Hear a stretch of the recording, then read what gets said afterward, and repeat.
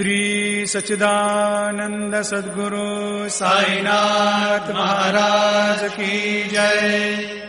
வணக்கம் அன்பர்களே. இன்னைக்கு குரு சரித்திரத்துல அத்தியாயம் 29 கேட்க போறோம். நீங்க இன்னும் இதற்கு முன்னாடி இருக்கிற அத்தியாயங்களை கேட்கலையா?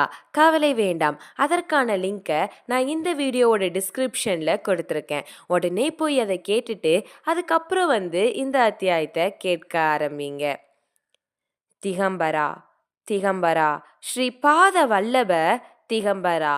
அத்தியாயம் 29. ஸ்ரீ குரு திரிவிக்ரம பாரதியிடம் விபூதி மகிமையை சொல்லலானார்.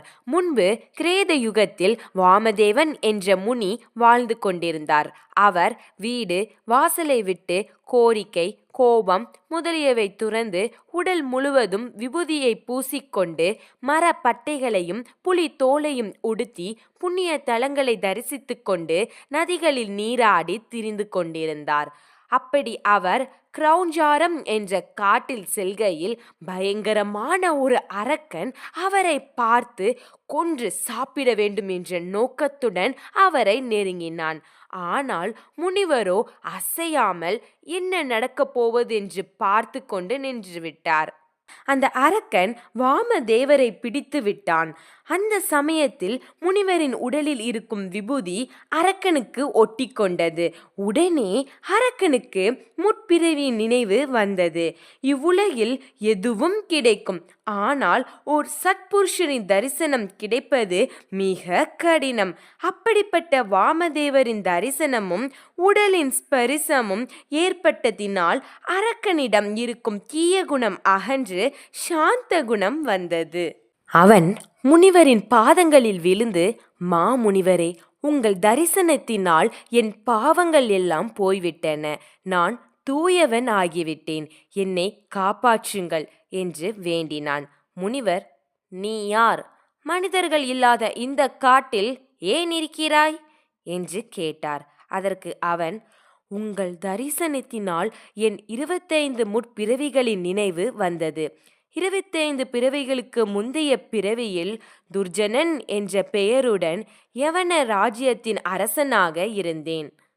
அப்பொழுது மக்களை மிகவும் துன்புறுத்தி தராதரம் பார்க்காமல் மதம் கொண்டு எண்ணற்ற பெண்களை மனம் கொண்டும் பலாத்காரமாகவும் பண ஆசையை காட்டியும் அரசர்களை ஜெயித்து அவர்களின் மனைவிகளையும் கெடுத்துவிட்டேன். என் காம வேட்கைக்கு திருமணமாகாதவர்கள், பதிவிரதைகள், விதவைகள், சிறுமிகள் என்று பல பெண்களை துன்புறுத்தி உடலுறவு கொண்டேன். எல்லா குல பெண்களையும் கெடுத்தேன். அப்படி செய்த பிறகு அவர்களை பற்றி எதுவும் நினைக்காமல் எதிர்த்தவர்களை சிறையில் அடைத்தேன். இப்படி பல பாவங்களை செய்ததினால் எனக்கு காச நோய் வந்தது. அந்த நேரத்தில் எதிரிகள் என் நாட்டின் மேல் படையெடுத்து என்னை கொன்று என் அரசை கைப்பற்றினார்கள். அப்பொழுது யமதூதர்கள் என்னை யமலோகத்திற்கு கொண்டு போய் 10,000 வருடங்கள் அங்கே பல கொடுமைகளை அனுபவித்த பிறகு பூலோகத்தில் பேயாக திரிந்தேன். அதற்கு பிறகு புலி, மலைப்பாம்பு, ஓநாய், பன்றி, நாய், நரி, மான், முயல், குரங்கு, கழுகு, தவளை, காக்கை, கோழி, குருட்டு கழுதை, பூனை மற்றும் யானையாக பிறந்தேன். இந்த 25வது பிறவியில் அரக்கனாக பிறந்து இந்த காட்டில் அலைந்து கொண்டிருக்கிறேன். பசியால் உங்களை சாப்பிட நினைத்து உங்கள் மேல் விழுந்தேன். உங்கள் உடலின் ஸ்பரிசம் பட்டவுடனே என்னுள்ளிருந்த அறுக்க தன்மை நீங்கி ஞானம் பெற்றேன். உங்களை தொட்டவுடனே ஞானம் பிறந்ததற்கு என்ன காரணமோ தெரியவில்லை. அதை பற்றி சற்று கூறுங்கள் என்று கேட்டான். அப்பொழுது வாமதேவன், நீ என்னை தொட்ட சமயத்தில் என் உடலில் இருந்த விபூதி உன் உடலில் தொற்றிக் கொண்டது. இந்த விபூதியின் மகிமையினால் உனக்கு முற்பிறவி நினைவுகள் வந்து நீ திருந்திவிட்டாய். இந்த விபூதியின் மகிமை எண்ணற்றது.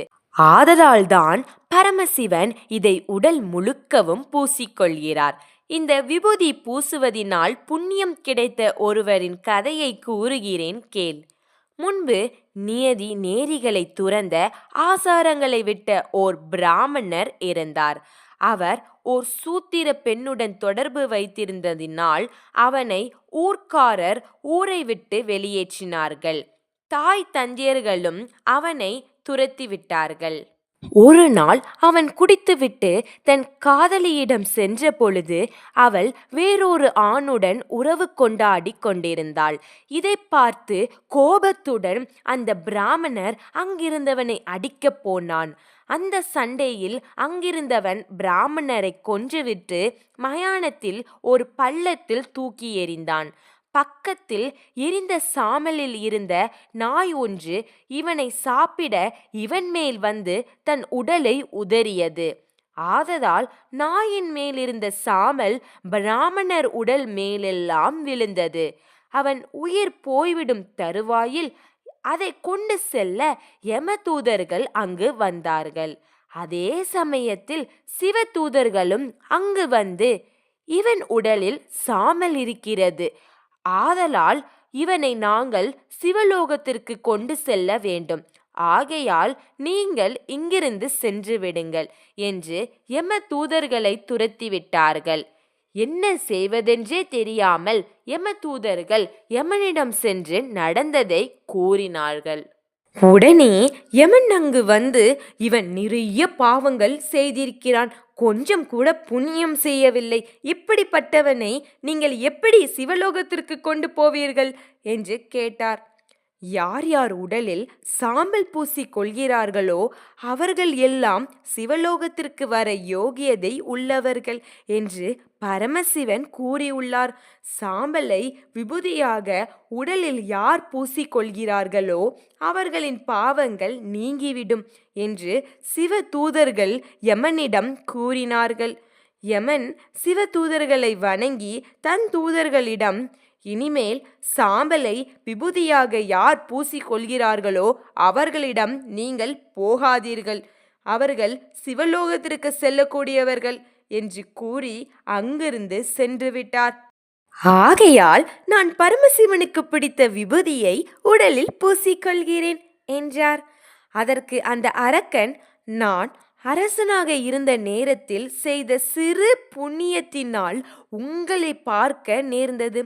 விபூதி என்றால் என்ன? அதை எப்படி தயாரிக்க வேண்டும்? எப்படி உடலில் பூசிக்கொள்ள வேண்டும்? தயவு கூர்ந்து சொல்லி என்னை இந்த பாவத்திலிருந்து காப்பாற்றுங்கள் என்று வேண்டினான். முன்பு மந்திராசல மலையில் சிவன் பார்வதி சமேதராய் சபையை கூட்டினார். பிரம்மத கணங்கள் 3 கோடி தேவர்களும் 8 திசை ஆளுநர்களும் சிவனை சேவித்துக் கொண்டிருந்தனர். அந்த சபையில் கந்தர்வர்கள், கேசர்கள், நாகப்பாம்புகள், பண்டிதர்கள், கிம்புருஷர்கள், சித்தர்கள், சாதுக்கள், வசிஷ்டர், விஸ்வாமித்ரர், நாரதர், பிரகஸ்பதி, பித்ரு கணங்கள், ஊர்வசி, ரம்பை, மேனகா, 7 மாதர்கள், சண்டிக, மகாகாணர், மகாநீலர், நந்தீஸ்வரர், மணிபத்ரர், வீரபத்ரர், பிரிங்கிரிகேடர், பூதநாதர் ஆகியோர்கள் இருந்தார்கள். பரமசிவன் அவர்களின் நடுவில் சிம்மாசனத்தில் கோடி சூரிய பிரகாசத்துடன் ஜடைகள் கொண்டு கபாலத்தை கையில் ஏந்தி நாகங்களை ஆபரணங்களாக போட்டுக்கொண்டு சந்திரனை கங்கையை சிரத்தில் ஏந்தி பலவித அலங்காரங்களுடன் ஜொலித்து கொண்டிருந்து உமையாளுடன் அமர்ந்திருந்தார். அப்பொழுது சனத்குமாரன் எழுந்து வணங்கி, சுவாமி, உலகில் உள்ளவர்கள் தம் பாவங்களை அகற்றிக் கொண்டு மோட்சத்தை பெறக்கூடிய எளிதான சுலபமான வழியை கூறுங்கள் என்று வேண்டினான். சுலபமாக மோட்சத்தை தரக்கூடியது விபூதியை 3 கோடுகளாக நெற்றியில் இடுவது. அதை எப்படி செய்து நெற்றியில் இட வேண்டும் என்று கூறுகிறேன். காய்ந்த பசு சாணம் எடுத்து அதனுடன் ஹோமம் செய்து அந்த சாம்பலை எடுத்து வேதங்களில் கூறப்பட்ட அக்னிரித்யா என்ற மந்திரத்தை சொல்லி கையில் எடுத்துக்கொண்டு மானசோக்த என்ற மந்திரத்தை சொல்லி அதை நன்றாக நசுக்கி திரையம்பகம் என்ற மந்திரத்தை சொல்லி நெற்றியில் இட வேண்டும். முதலில் நடுவிரல், மோதிர விரலால் கீழும் மேலும் பட்டைகளை தீட்ட வேண்டும். பிறகு கட்டை விரலால் நடுப்பட்டையை தீட்ட வேண்டும். இப்படி தீட்டும் பொழுது த்ரியாயுஷம் ஜமத்தக்னே என்ற மந்திரத்தை கூற வேண்டும். இந்த 3 பட்டைகளும் கண் புருவங்களை தாண்டக்கூடாது. முதல் பட்டையானது அகாரம், கார்கபத்திய அக்னி, பூதத்துவம், ரஜோகுணம், ருக்வேதம் எனப்படும். பிரம்மா அதன் தேவதை. இரண்டாவது உகாரம் தக்ஷ்ண அக்னி, ஆகாஷ தத்துவம், யஜுர்வேதம், தமோகுணம் எனப்படும். விஷ்ணு அதன் தேவதை. மூன்றாவது மகாரம் அகவதியாக்னி, வாயு தத்துவம், தமோகுணம், சாமவேதம் எனப்படும். ஈசன் அதன் தேவதை. இப்படி விபூதியிட்டால் முக்தி கிடைக்கும். ஆகையால் எல்லா இன மக்களும் இதை இட்டுக்கொள்ளலாம். இதனால் எல்லா பாவங்களும் நீங்கி புண்ணியம் கிடைக்கும்.